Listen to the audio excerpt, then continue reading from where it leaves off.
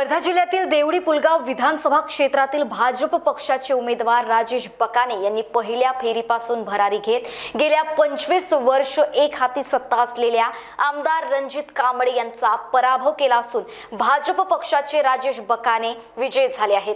देवडी पुलगाव विधानसभा क्षेत्रात रणजित कांबळे यांच्याकडे गेल्या 25 वर्षापासून एक हाती सत्ता होती, मात्र यावेळी लोकांना परिवर्तन घडवून आणण्याची लाट मतदार यांनी स्वतःच्या अंगावर घेतली होती। त्यामुळे यावेळेस भाजप पक्षाने राजेश बकाने यांचा देवडी पुलगाव विधानसभा क्षेत्रात विजय केलाय।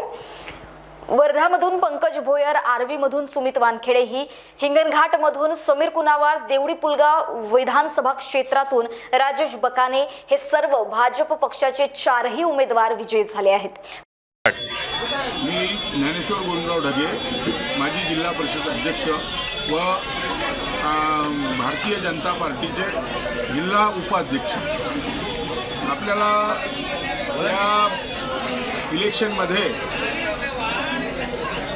राजूभाऊ बकाने हे सर्वसाधारण कार्यकर्ता याला तिकीट दिली व यांची जे 25 वर्षापासून इथंसा आमदार आहे, मंत्री होते, त्यांना त्यांच्या घराणेशाहीला लोकांनी त्रासून गेले।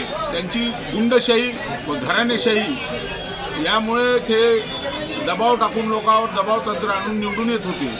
आज ती राजूभाऊ बकाने यांच्या माध्यमानं सुपडा साफ करून टाकलेला आहे त्यांचा। काँग्रेस इथून निस्तनाबूत झाली जिल्ह्यातून, याचं एक मोठं काम आपल्या जिल्ह्यामध्ये झालं आणि सर्व कार्यकर्त्यांनी घराघरात जाऊन प्रचार केला व यांच्या गुंडशाहीला व घराणेशाहीला मिटून टाकलं। हे एक मोठं काम इथल्या भारतीय जनता पक्षाच्या कार्यकर्त्यांनी केलेलं आहे। मी ज्ञानेश्वर गोविंदराव ढगे, माजी जिल्हा परिषद अध्यक्ष व भारतीय जनता पार्टीचे जिल्हा उपाध्यक्ष। आपल्याला या इलेक्शनमध्ये राजूभाऊ बकाने हे सर्वसाधारण कार्यकर्ता याला तिकीट दिली व यांची जे 25 वर्षापासून इथंसा आमदार आहे, मंत्री होते, त्यांना त्यांच्या घराणेशाहीला लोकांनी त्रासून गेले। त्यांची गुंडशाही व घराणेशाही यामुळे ते दबाव टाकून लोकांवर दबाव तंत्र आणून निवडून येत होते। आज ती राजूभाऊ बकाने यांच्या माध्यमानं सुपडा साफ करून टाकलेला आहे त्यांचा।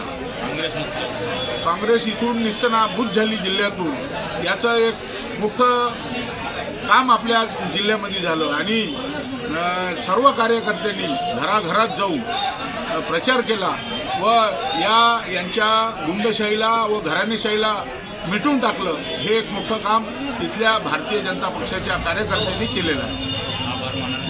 देवडी पुलगाव विधानसभा क्षेत्रातून उभे राहिले होते आणि सर्वात जास्त आपल्याला लीड आहेत आणि 25 वर्ष रणजित कांबळे यांनी सतत राज्य केले आहेत। काय सांगाल?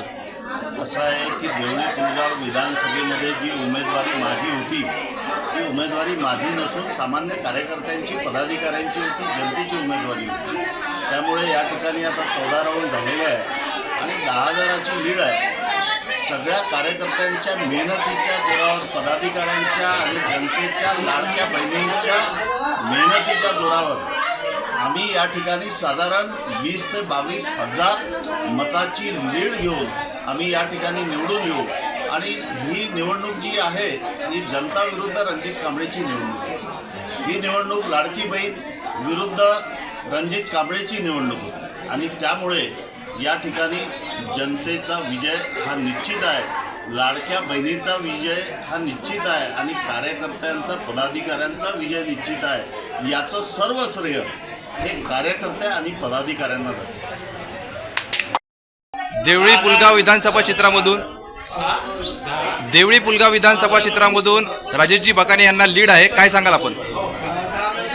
देवळी पुलगाव मतदारसंघात राजेश बकाने हे जनतेचे उमेदवार होते, जनतेच्या मनातील उमेदवार होते आणि म्हणून आज राजेश बकाने हे या देवळी मतदारसंघात विजयाच्या दिशेने आगेकूच करत आहेत।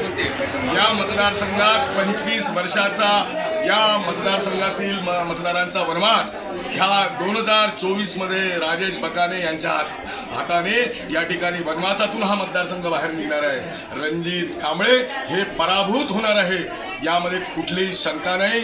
आणि हे सर्व जे श्रेय आहे हे आमच्या कार्यकर्त्यांना आहे। आमच्या कार्यकर्त्यांनी जीवापाड मेहनत घेतली आणि राजू बकाने यांच्या माध्यमातून या पुढील 5 वर्षात या मतदारसंघाचा विकास करण्याचं ध्येय गाठून आम्ही हा मतदारसंघामध्ये विजयी होत आहोत। महान्यूज 7 करिता सतीश काळे वर्धा।